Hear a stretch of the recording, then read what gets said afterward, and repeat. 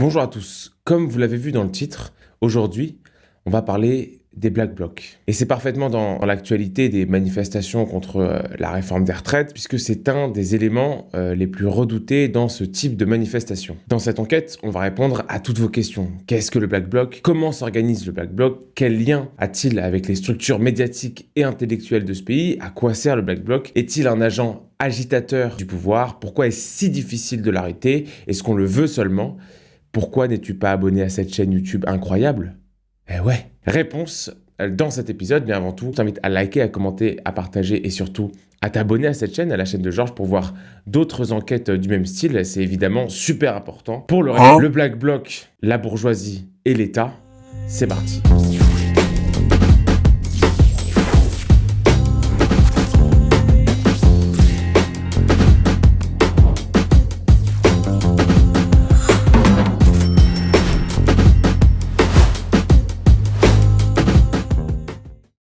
Avant de commencer, je dois vous dire que pour cette enquête, je me suis appuyé sur plein d'entretiens que j'ai pu réaliser. Il y aura des policiers, des anciens du bloc, des actuels du bloc, le juriste spécialiste de la question Olivier Kahn. J'ai aussi eu la chance d'avoir un entretien avec le professeur de criminologie Alain Bauer. On est aussi parti filmer des vidéos inédites du bloc lors d'une manifestation. Pour des raisons évidentes de sécurité, mis à part les universitaires et les spécialistes de la question, les policiers et les membres du bloc avec qui j'ai pu échanger seront évidemment anonymisés. On va déjà essayer de définir qu'est-ce que c'est le bloc. C'est quoi un bloc? Parce qu'on dit Black Bloc, mais Black c'est la couleur, le noyau principal, et bloc c'est le visuel qu'ils rendent. Et le bloc, ça n'existe pas.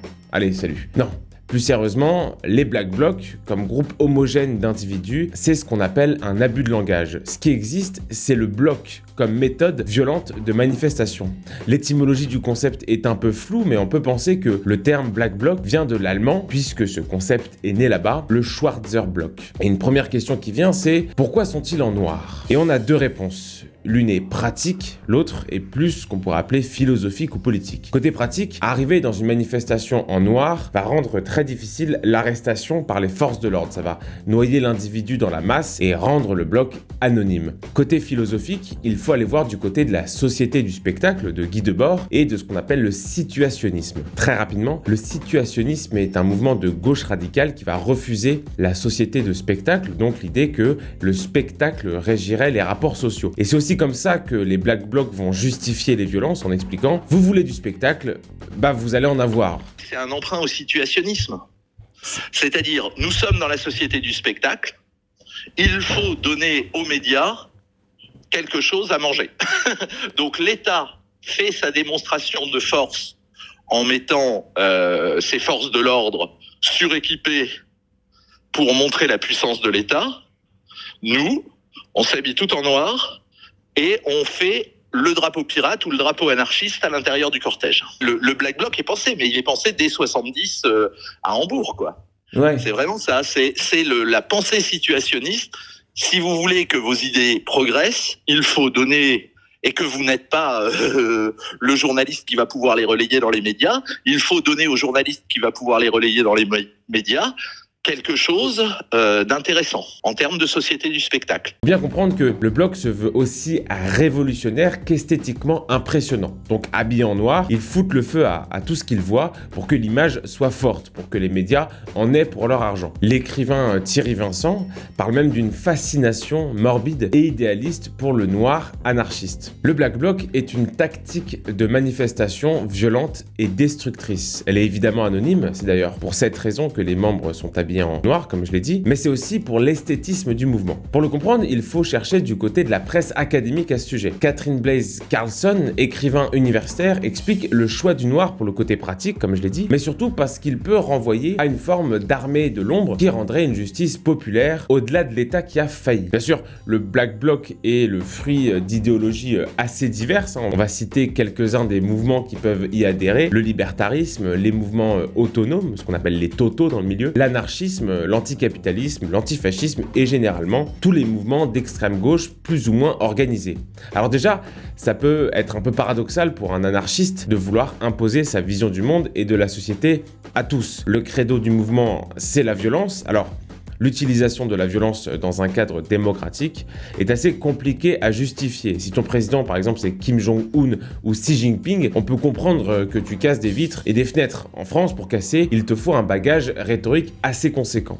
Et c'est pour cette raison que le Black Bloc, via ses slogans ou via ses propres tracts, a développé ce qu'on appelle une rhétorique compensatoire. Ils vont expliquer que la situation économique ou sociale du pays est beaucoup plus violente, symboliquement et socialement, que la violence qui provient du Black Bloc. Et je vous vois venir, c'est une arnaque absolue. Parce que si tu es maître du constat que tu fais sur la société, tu es maître aussi de la solution que tu y apportes. Si tu considères que la situation nécessite que tu tues quelqu'un, tu vas tuer quelqu'un. C'est tout l'enjeu d'avoir des institutions représentatives et collectives pour se mettre d'accord sur les constats, justement. Et on va retrouver une forme d'intellectualisation de la violence, une légitimation de la violence en manifestation et évidemment énormément de prétention. Prétention parce que le bloc va penser parler au nom de la masse en reprenant la colère parfois légitime des manifestants et en la traduisant dans une forme violente de contestation. C'est ce qu'on a pu voir notamment durant les Gilets jaunes ou durant la réforme des retraites. Le bloc récupère la colère des manifestants et se l'approprie. Le politologue Nicolas Apois-Fils, qui a beaucoup étudié le projet du bloc notamment à Athènes, parle d'une forme de romantisme dans la lutte, une lutte enfantine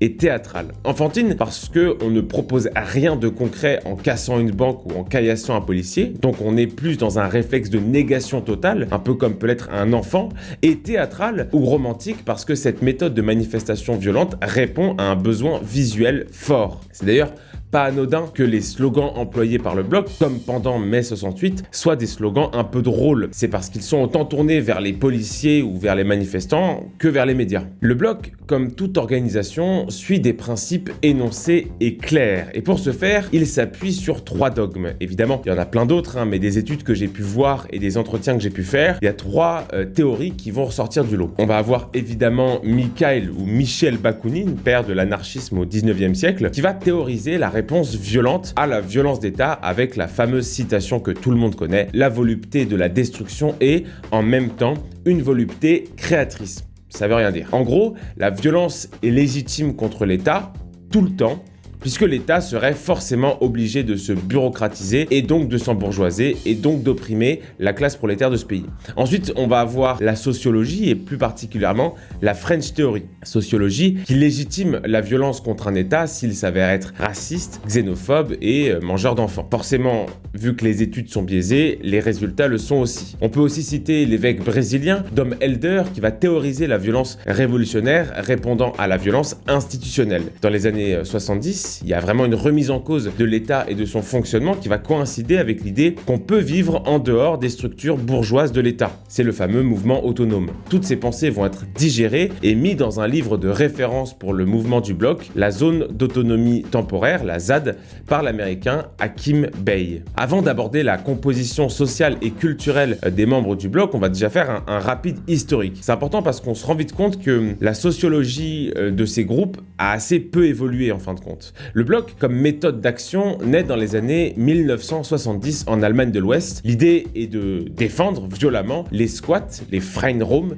autogérés. Ce sont des étudiants à l'origine des violences, mais pas n'importe quel étudiant, des fils et filles de la très haute bourgeoisie intellectuelle et citadine berlinoise, si on en croit le spécialiste de la question Olivier Kahn. Rapidement, ces groupes s'organisent à gauche et se lient d'amitié avec certains groupes terroristes d'extrême gauche eux aussi. La première date à retenir quand on parle du bloc, c'est 1987, on est encore à Berlin, et là, situation inédite, des étudiants bourgeois du bloc font partiellement reculer des policiers à Kreuzberg à l'aide de cocktails Molotov. Là, l'opinion publique va commencer à s'interroger sur ce mouvement, et notamment les services de renseignement européens. Parce que la dernière fois que des Allemands ont fait reculer la police en Allemagne, il y a eu des ordres. 1999, les Black Blocs s'illustrent dans un contre-sommet de l'OMC en attaquant la Banque mondiale et le Fonds monétaire international. On commence vraiment à parler du Black Bloc qui n'est plus allemand mais qui s'internationalise en 2001 à Gênes lors du sommet du G8. Dans la contre-manifestation de 300 000 personnes, des hommes en noir commencent à dégrader le mobilier urbain. C'est la naissance véritablement du mouvement Black Bloc selon le spécialiste de la question Alain Bauer. Les Black Blocs en France s'illustreront dans les années 2010 avec l'affaire du Tarnac qui visera à saboter des lignes de TGV, mais c'est surtout pendant les manifestations contre la loi travail que la France va véritablement découvrir ce qu'est le Black Bloc comme formation organisée et violente. On est en 2016 et une image va faire le tour des réseaux sociaux. Cette image, c'est celle d'une voiture de police prise à partie par le bloc et qui finit par brûler. 9 personnes vont être jugées dans cette affaire et le profil du bloc commence à se dessiner. On a un antifa parisien, une transgenre américaine, un petit-fils de militaire et un anarcho autonome suisse. Cette scène de la voiture qui brûle, autant que les manifestations violentes du bloc, font prendre conscience au pouvoir public que désormais, les manifestations vont être organisées différemment. Et ça, les policiers vous l'ont probablement dit aussi, quand ils disent qu'ils subissent, eux, des formes de violence qu'ils connaissaient pas, c'est parce que, évidemment, dans le bloc éduqué, je dirais, la violence, elle doit rester symbolique. De sorte que si vous balancez des cocktails Molotov sur les policiers, vous les balancez de telle manière à ce que les policiers ne s'enflamment pas. Vous voyez ce que je veux dire? On est vraiment dans le spectacle.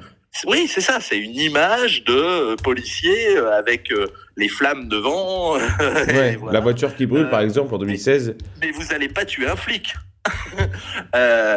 Aujourd'hui, en 2018, on a un flic qui prend feu, ouais. Et ça, c'est typiquement la fin de la culture politique.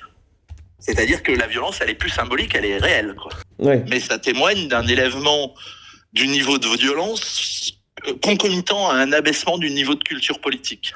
En fait, c'est toute la philosophie du maintien de l'ordre qui doit changer à cette date. Dans un cortège normal, il y a un ordre préétabli et prédéfini par les syndicats. Alors cet ordre va varier, mais en gros, on a les syndicats, le service d'ordre du syndicat et les sympathisants. En 2016, c'est le bloc qui va se positionner devant le cortège pour provoquer la police. Et il se positionne là, pas par hasard, mais parce que la réponse de la police pourrait être violente. Donc dès lors que la police ou les CRS vont faire usage de la violence, hop, le bloc retourne dans l'anonymat et laisse les manifestants subir les CRS. Et l'avantage de cette stratégie, c'est qu'elle va radicaliser l'ensemble du mouvement. Tu viens manifester paisiblement et tu te retrouves face à des CRS chauffés à blanc par des antifas ou des black blocs, tu peux vite toi-même te retrouver dans une situation de confrontation physique avec la police. Et évidemment, on va retrouver le bloc très unifiés et très nombreux lors des manifestations des Gilets jaunes, même s'ils feront des réapparitions lors des manifestations du 1er mai, et même plus récemment, lors des manifestations contre la loi travail. Là encore, je vous propose d'écouter ce que dit Alain Bauer sur la confrontation entre les policiers et les manifestants. C'est très enrichissant.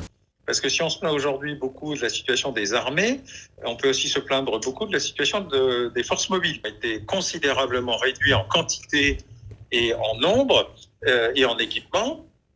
Et du coup, durant les Gilets jaunes, vous aviez des amateurs de la manif qui faisaient face aux amateurs du maintien de l'ordre. C'est-à-dire des policiers qu'on habillait en Robocop et qui ne savaient pas se servir de leur armement. Et comment vous expliquez la différence de traitement qu'on a pu observer entre des manifestants, des Gilets jaunes, des familles qui se sont fait parfois éborgner ou qui ont subi de lourdes violences, et inversement une quasi-impunité pour justement ces black blocs que les policiers avaient eux-mêmes repérés? Non, c'est pas du tout le cas. C'est une erreur de visibilité. C'est comme quand vous regardez un film et que vous pensez qu'il y a 300 000 manifestants quand il y a 300 figurants. D'accord. La réalité, c'est que les amateurs du maintien de l'ordre et les amateurs gilets jaunes se sont confrontés dans une absence totale de formation, d'organisation et de méthode. Ce qui n'est pas du tout le cas des black blocs. Les black blocs, c'est des professionnels.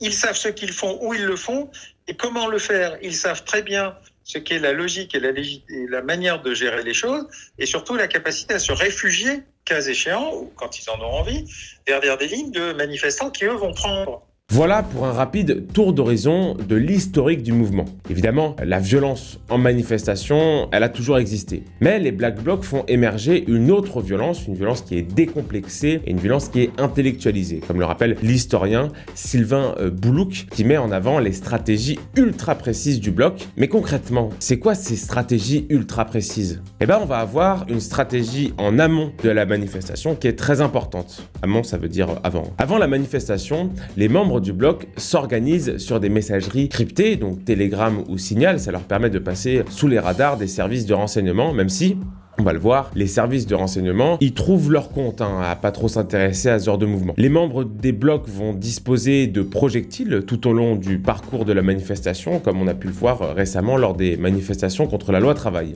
Et vous allez me dire, mais Georges, imaginons qu'il n'y ait pas assez de personnes dans le bloc. Bah oui, ça arrive, ça arrive forcément que des gens ne soient pas chauds, qu'il y ait un manque de personnel dans le bloc. Et bah ce que font les membres influents des organisations au sein du bloc, donc AFA, CNT ou Toto, comme ils disent, bah ils vont chercher ce qu'on appelle des mercenaires. Et ces mercenaires, ils les trouvent dans les quartiers. Ça, pour le coup, oui, c'est pas des amitiés professionnelles. Ça, c'est la vieille technique de tu files 50 balles à 4 pélos, tu leur dis ramène tes cousins en manif, et puis voilà. Ah putain, ça se fait ça? Bien sûr que ça se fait. À Montpellier, c'est quand il y a eu le mouvement contre le pass vaccinal et qu'il y a eu la Charlie du Midi, tous les autres qui étaient là, ils avaient un cortège de 50 feux bien déter. Et en face, il y avait des zadistes. Du coup, qu'est-ce qu'ils ont fait? Ils ont envoyé 2-3 personnes dans un quartier où je tairai maintenant à Montpellier. Ils ont donné de l'argent, du shit, et ils ont promis qu'ils pourront le dépouiller. Ah, t'inquiète pas, là-bas, tu donnes 5 euros, ça suffit, hein. L'idée est assez simple, on va chercher des petits de quartier. Alors on se doute que les grands marchent pas tellement dans la combine, et on donne à ces petits 3 choses. De l'argent et de la drogue, le droit de piller des magasins ou de brûler des enseignes, comme on a pu le voir pendant les Gilets jaunes. Et le plus étonnant, c'est ce que j'ai appris durant cette enquête, on donne le droit à ces mercenaires de dépouiller des manifestants. Et en échange, les petits des quartiers ou les mercenaires qui sont employés par les Black Blocs font de la figuration dans le bloc. C'est notamment ce qui est arrivé durant les Gilets jaunes et pendant une manifestation à Montpellier, ainsi qu'on me l'a raconté. Ça explique aussi pourquoi, comme par hasard, quand il y a le bloc, les casseurs et les pilleurs ne sont jamais loin. C'est pas un hasard. Tout est organisé par des membres influents du bloc qui payent ces casseurs et ces pilleurs en échange de leur présence. Alors, tu te doutes bien qu'ils ont eu du mal à faire venir le collectif Adama Traoré dans cette convergence des luttes. Et pourquoi? Parce que le collectif sait comment ça se passe. Je vais vous raconter. Récemment, la stratégie de recruter des mercenaires a été démasquée à Lyon. Dans une manifestation, il y a eu plusieurs arrestations. Et qu'est-ce qu'ont fait les militants du noyau dur du bloc lorsqu'ils sont fait arrêter?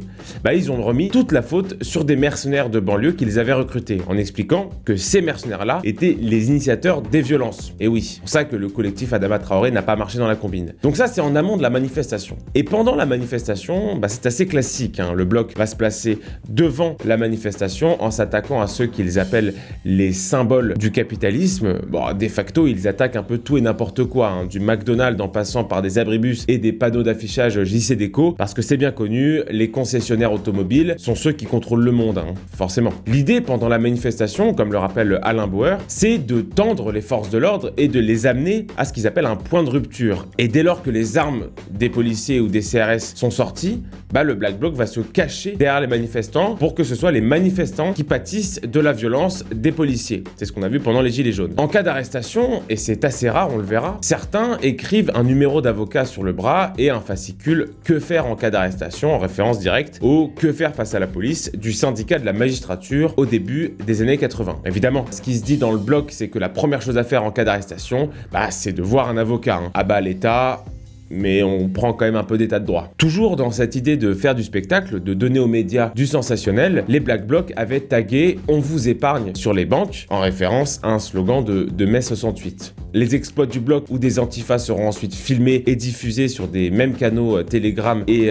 Signal que j'ai mentionné tout à l'heure, suivis eux aussi par des milliers de militants antifas ou autonomes. Mais parfois, ces Black Blocs se font arrêter, même si on le verra, c'est assez rare. Et dans un entretien fait au magazine Marianne, le chercheur que j'ai interviewé, Olivier Kahn, dresse un constat que l'on sait, mais qu'on refuse de voir. Le profil du bloc est assez homogène. Et ce, même si depuis 10 ans, il tend à évoluer avec l'arrivée de certains milieux comme celui du hooliganisme et avec le recrutement, comme je l'ai dit, de mercenaires de banlieue, le noyau dur du bloc est très privilégié.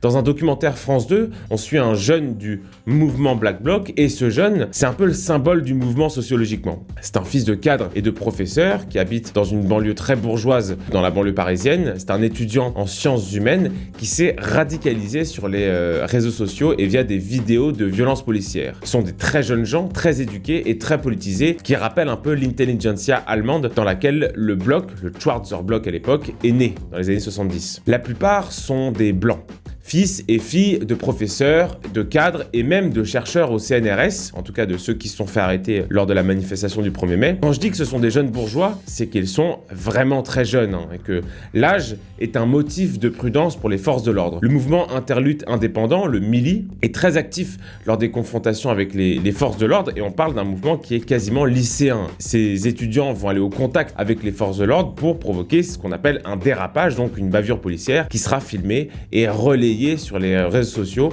afin de motiver d'autres manifestants à venir rejoindre la révolte. Ce même Mili va tenter lui aussi de recruter en banlieue avec le même narratif que le bloc, à savoir rediriger la haine anti-flic dans les banlieues vers une espèce d'anticapitalisme libertaire. Mélange que le sociologue et journaliste à Marianne Thierry Vincent va qualifier d'explosif. Et vont s'agréger à ce bloc, un bloc européen, donc des mouvements révolutionnaires issus d'Allemagne, d'Italie et des Pays-Bas. C'est ce qui interroge au niveau de la sécurité intérieure, comment ces militants européens, parfois connus des services de renseignement, arrivent à venir en France pour participer au bloc comme ils l'ont fait lors des Gilets jaunes. Parce que ce phénomène d'internationalisation du bloc, il était déjà présent au début du mouvement. Ce mystère de la DGSE et d'Interpol est encore plus flagrant quand on voit les émeutes d'Hambourg 2020 où de nombreux autonomes étrangers avaient participé aux affrontements avec la police, mais quand on voit aussi que des Néerlandais étaient présents dans le bloc lors des manifestations des Gilets jaunes comme des Espagnols ou des Allemands, on se demande comment ils ont fait pour passer la douane alors qu'ils sont connus d'Interpol et comment ils ont fait pour arriver sur les Champs-Élysées au cœur de la capitale française sans être interpellés.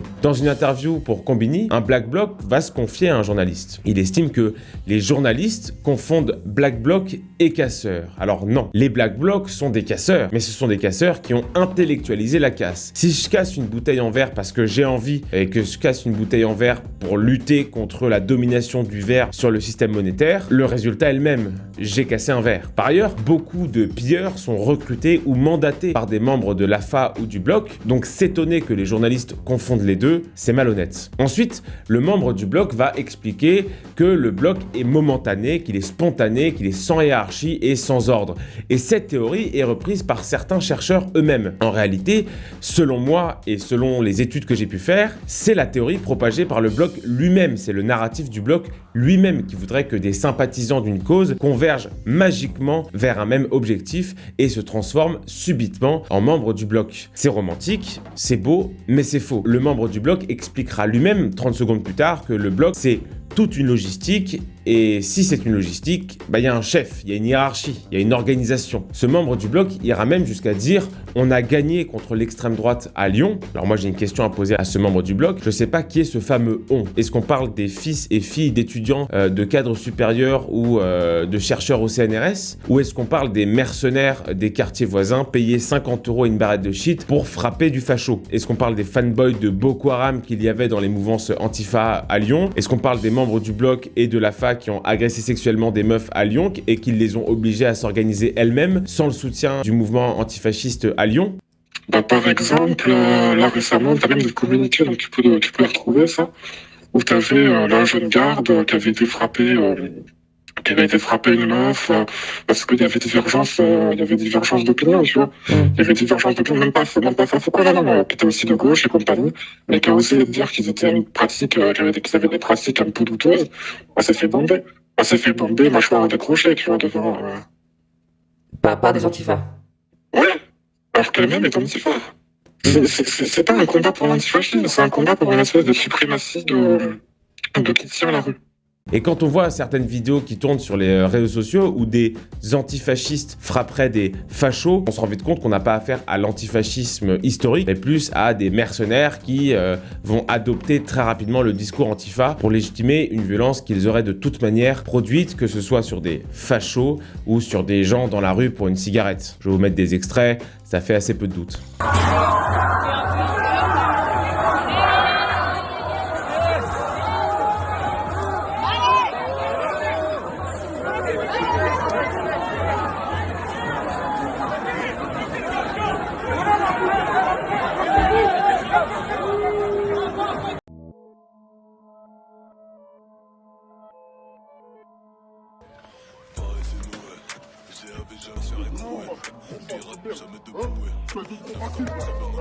C'est un raciste.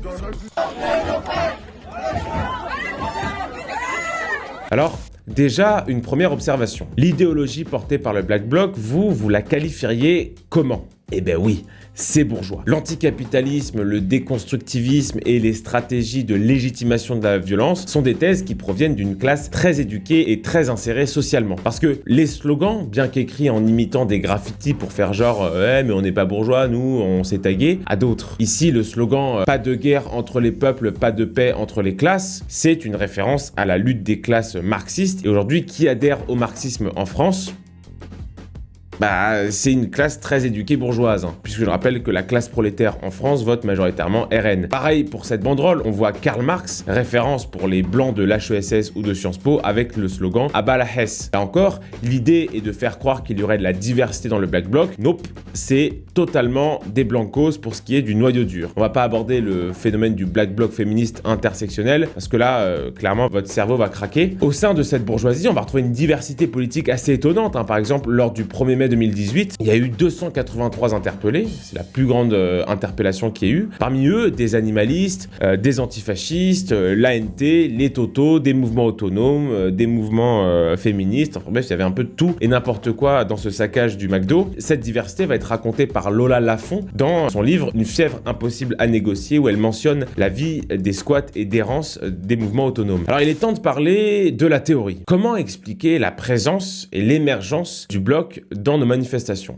Et là, il y a plusieurs théories qui s'affrontent et personnellement parlant, je pense que toutes ont leur part de vérité. Alain Bauer et Olivier Kahn vont soutenir que c'est la fin des corps intermédiaires qui a rendu possible l'émergence de mouvements violents et incontrôlés. Récemment, on a vu le Black Bloc tomber sur la CGT avec un service d'ordre complètement dépassé par des événements. Martinez avait d'ailleurs parlé d'un véritable guet-apens tendu par les Black Blocs lors du 1er mai. Et c'est vrai que cette théorie se vérifie. La baisse de fréquentation des organisations syndicales se traduit automatiquement par une montée en gamme de la violence dans les manifestations, puisque les syndicats, historiquement, canalisaient la violence en manifestation. Et d'ailleurs, dans la sociologie des syndicats de Dominique Andolfato, on parle d'une atomisation du mouvement social qui ne sait plus exactement à qui se confier et comment s'organiser. Donc, c'est une théorie réaliste sur la montée de la violence en manifestation. Mais, pour bien comprendre le phénomène du bloc et les théories qu'il y a autour, il faut écouter la théorie défendue par le bloc lui-même, à savoir une théorie romantique sur la contestation sociale. L'idée défendue par le bloc, c'est l'idée du sacrifice. En gros, le bloc irait au charbon, cause qu'il a lui-même définie. Le bloc fait le bien, entre guillemets, le bon, il agit pour le plus grand nombre et par conséquent, il a la prétention de parler pour le peuple. Et on retrouve un peu ce qu'on peut voir dans certaines théories du mouvement social. Le bloc, c'est en fait les sachants, comme dirait Bourdieu. Le bloc est un sachant, il sait quand et quoi frapper pour protéger la population. Mais est-ce que c'est vrai ça? Est-ce que le Black Bloc aide les petites gens? Eh ben non. Lors d'une manifestation du 1er mai, le bloc a saccagé et a brûlé un concessionnaire automobile. L'interview du patron en larmes a fait le tour des réseaux sociaux et colle mal avec la justification prolétarienne du bloc. Hier, où vous étiez, comment vous l'avez... Quand c'est arrivé, j'étais chez moi et j'ai des amis qui m'ont appelé tout de suite. J'ai mis la télé en route, donc j'ai mis votre radio en route, votre chaîne en route, et c'est là que j'ai vu en direct mon garage qui brûlait. Donc je suis descendu, je suis descendu tout de suite, mais de toute façon, je suis arrivé pour constater. Qu'est-ce que vous voulez faire d'autre, les voitures étaient à l'intérieur de la concession, les petites voitures Exam, des voitures sans permis, ils les ont sorties à l'extérieur et ils ont mis le feu aux voitures. Vous voyez l'immeuble au-dessus à brûler, enfin bon, voilà quoi. Là, on est là que pour constater les dégâts maintenant. Et on voit encore les dégâts. Pareil, le 16 mars, lors de l'acte 18 des Gilets jaunes, la banque Terno est incendiée à Paris. Le feu va se propager et menacer des habitations. Là encore, on voit mal comment on peut justifier de mettre en danger 11 personnes pour un idéal anti-autoritaire. Mais parce que le noyau dur du bloc, il reste bourgeois, ce qui nous amène à le voir non pas comme un groupe politique, mais comme un groupe social, reflétant la classe qui le compose. Le Black Bloc est éminemment méprisant envers la classe prolétarienne de ce pays, qu'il s'agisse des Gilets jaunes, qu'ils vont contribuer à faire disparaître, on y reviendra, ou le lumpen prolétariat, perçu comme de simples mercenaires. Quand cette classe bourgeoise se déguise dans le bloc, on voit bien qu'elle le fait plus pour s'extraire de sa propre classe dominante plutôt que pour défendre des intérêts anticapitalistes contraires aux siens. La question qu'il faut se poser est désormais celle de la police. Comment le bloc arrive-t-il à éviter les arrestations? Comment expliquer que la police soit si permissive qu'elle laisse le bloc se former comme j'ai pu en avoir le témoignage? En bref, pourquoi la police ne fait rien ou pas grand-chose face aux différents Black Blocs? Quand j'ai posé cette question aux policiers que j'ai eu la chance d'avoir au téléphone, téléphone, on m'a parlé d'un certain syndrome Malik Oussekine. Je vous remets un peu de contexte, on est en décembre 1986 et Malik Oussekine, jeune étudiant, est tabassé à mort par des CRS. S'ensuivent des gigantesques manifestations de soutien aux jeunes aspirants prêtres, parce que Malik Oussekine voulait être prêtre, qui vont amener à des émeutes où les banlieues, pour la première fois depuis très longtemps, manquent de s'embraser. Un peu énervé, vous avez quand même de bonnes chances qu'il y en ait un qui reste sur le carreau. Donc il vaut mieux faire ce qu'on appelle une gestion patrimoniale du maintien de l'ordre, c'est-à-dire que vous enserrez, vous tenez à distance et vous laissez casser, parce que si vous allez au contact, vous risquez d'en tuer un. À choisir entre des quelques destructions matérielles qui seront prises en charge par les assurances et un contact physique entre les agents et les manifestants qui risquent d'une part de laisser des agents sur le carreau, d'autre part d'avoir des manifestants tués, dans un système démocratique, il vaut mieux un peu de dégâts matériels, quoi. Quand les policiers me parlent du syndrome Malik Oussekine, c'est pour me dire que les policiers sont terrifiés jusque dans leur hiérarchie par un nouveau mort qui ferait suite à un dérapage. C'est ce qui va expliquer l'absence d'intervention sur ces très jeunes membres du bloc. Cela étant, on peut aussi mentionner une politique très particulière du maintien de l'ordre en France depuis l'épisode Oussekine ou Ziad Ebouna. Jean-Marc Bailleul, secrétaire général du syndicat des cadres de la sécurité intérieure, évoque lui un choix stratégique, le maintien de l'ordre malgré le désordre, dans l'idée de ne pas avoir de débordement ou un potentiel embrasement par la suite. Et c'est un des paradoxes pointés par Olivier Kahn dans notre entretien. Laisser la violence se propager en manifestation, notamment lors des épisodes des Gilets jaunes, ça va entraîner un précédent. Un précédent parce qu'on a laissé le bloc investir les manifestants, puis cassé pour ensuite offrir un plan à 10 milliards d'euros pour les gilets jaunes. Et dans la tête des gens, dans l'opinion publique, pour qu'on se fasse entendre, il faut que l'on casse. Ça a été ça la conclusion. Même si on sait aujourd'hui que la peur du gouvernement ne provenait absolument pas des casseurs, mais plutôt de l'incroyable puissance mobilisatrice du mouvement qui commençait à toucher certains cadres de la police et de l'armée, dépassant les clivages politiques traditionnels. La passivité de la police face à ces mouvements du bloc ou anarchistes interroge quand même. On peut comprendre cette volonté de ne pas faire de vagues, qui plus est lorsqu'on parle de fils et filles de cadres très intégrés socialement. Mais dans ce cas, comment expliquer le double traitement ? Des gilets jaunes subissant une répression incroyablement brutale et l'absence de répression envers les Black Blocs. Par ailleurs, quand l'État veut, il peut. Ça n'est pas un problème de moyens. On l'a vu lors de la Coupe du Monde en 2022, où une quarantaine de militants d'ultra-droite avaient été arrêtés préventivement avant leur arrivée sur les champs. Cette arrestation était le fruit d'observation des services de renseignement français, ceux-là même, qui ont une attention particulière sur les mouvements autonomes, notamment sur certains membres violents. Surtout que de toutes les sources auxquelles j'ai pu avoir accès, toutes sont unanimes. Il y avait un ordre de ne pas intervenir sur le bloc, que ce soit lors des manifestations des Gilets jaunes ou même lors de la réforme des retraites.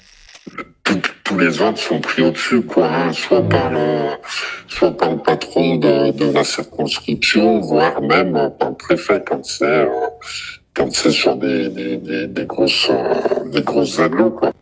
Les ordres, c'est tout simple, c'est ce que je te dis, là. Personne veut prendre les patins de dire, bon, allez, on envoie les collègues au feu, parce que faut pas se le cacher, hein, si t'envoies sur des gros blocs, là, comme il y a eu certaines années, les 1500, là, sur le 1er mai, c'était il y a 2 ans, où ils ont remonté, ils ont tout cassé, nous, ils nous sont passés devant, les ordres, c'était, bougez pas une oreille, quoi. Joan Cavaliero, délégué national CRS du syndicat Alliance, explique qu'aucune consigne n'a été donnée. Les collègues ont vu les Black Blocs se rassembler sur le pont d'Austerlitz, on parle de la manif du 1er mai, et ces mêmes collègues les ont laissés se regrouper. Alors, c'est pour ça que sur les réseaux sociaux, on parle parfois de connivence. Cette apparente connivence des blocs et de certains services d'ordre, qu'elles soient volontaires ou non, a donné lieu à plusieurs théories que j'ai pu voir sur les réseaux sociaux et dans mes recherches. Parmi ces théories, j'en ai sélectionné plusieurs. La première, on pourrait l'appeler la théorie de la connivence directe. Cette théorie me paraît, des informations dont je dispose, assez peu probable. Cette théorie voudrait que le bloc soit directement lié aux forces de l'ordre, et à la base de cette théorie, il y a une vidéo. Je vous la mets.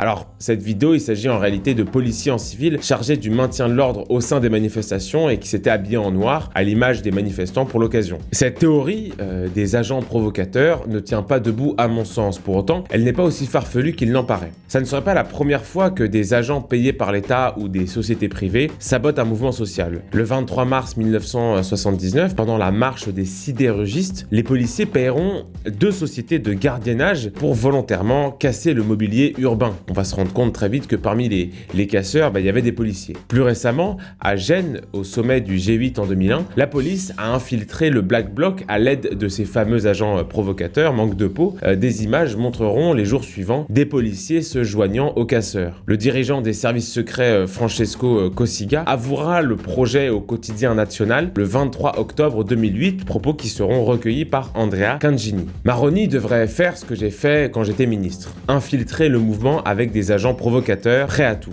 Après, fort du consensus populaire, les forces de l'ordre ne devraient avoir aucune pitié et les envoyer tous à l'hôpital. Ne pas les arrêter, il y a tant de magistrats qui les remettraient tout de suite en liberté. On traverse l'Atlantique pour arriver au Québec en août 2007, où la police a aussi infiltré le bloc à Montebello, le tout étant repéré par l'activiste vétéran Archa Walia. L'histoire est assez cocasse, puisque ces agents provocateurs canadiens furent dégagés du mouvement lorsqu'ils furent repérés, puis seront arrêtés par les forces de l'ordre. Et là, on va vite se rendre compte que les forces de l'ordre et les agents provocateurs avaient les mêmes chaussures. La police canadienne a par ailleurs admis à avoir eu recours à des agents provocateurs. Voilà, donc des exemples d'infiltration de policiers dans des mouvements de contestation sociale sont légion en Occident. Le capitaine du département de la police d'Oakland, en Californie, va insister sur la notion d'image publique, parce qu'à chaque fois que l'État infiltre des mouvements sociaux, qui plus est des mouvements radicaux comme le Bloc, c'est pour enjoindre à la violence et discréditer l'ensemble du mouvement auprès de monsieur et madame tout le monde, qui va associer la violence dans la rue aux revendications. À l'aide des images tournées, souvent spectaculaires, la question n'est plus de savoir si on est pour ou contre telle ou telle réforme,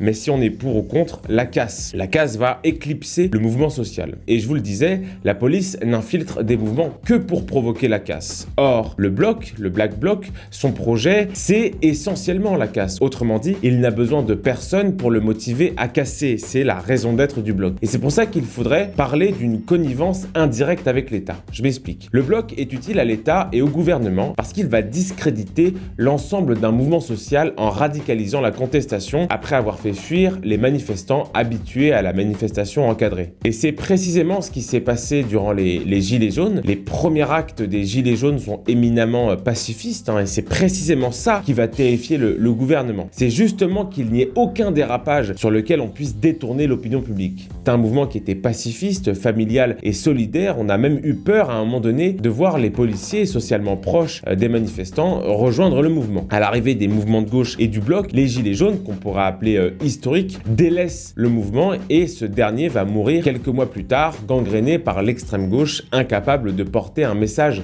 clair. Et c'est un cas d'école de destruction d'un mouvement par manipulation de l'opinion publique. La question avant les Black Blocs était: comprenez-vous les revendications des Gilets jaunes? Et après les Black Blocs, la question est devenue: êtes-vous d'accord ou non avec les dégradations? Alain Bauer va parler d'un kidnapping de manifestations pour parler du rôle des Black Blocs durant les Gilets jaunes. Alors ce qui est intéressant, c'est que encore une fois, un mouvement étymologiquement prolétaire s'est fait éclipser par la jeune classe bourgeoise de la Sorbonne et de l'HESS au nom d'un anticapitalisme fantasmé. Et c'est pour ça qu'on devrait plus parler d'une connivence de facto ou d'une connivence indirecte des Black Blocs avec le gouvernement. Le Bloc sert malgré lui les intérêts de l'État. Et ce constat est partagé au sein même des organisations de gauche, voire d'extrême gauche. Daniel Simonet estimait que le Bloc était plus utile aux médias pour avoir des images qui font peur qu'aux Français. Corbière, lui, explique que ceux qui agressent des policiers, détruisent ou brûlent sont des alliés objectifs de Darmanin et de feu préfet l'allemand. Évidemment, à droite, le constat est sévère, plus sévère. Sur ces alliés objectifs du gouvernement, les Black Blocs seront vivement critiqués par Jordan Bardella et par Nicolas Dupont-Aignan, président de Debout la France. Dans l'interview de Combini que je mentionnais au début, le membre du Black Bloc a cette phrase pour parler des milieux universitaires et médiatiques. Il dit: on est extrêmement soutenu par ces gens-là. Et c'est vrai, c'est très vrai. Et c'est le dernier point de cette longue vidéo que j'ai faite. Le Black Bloc jouit d'un soutien dans les sphères universitaires, c'est indéniable. J'ai vu un nombre incalculable de thèses et de mémoires sur des questions liées au Black Bloc qui montrent bien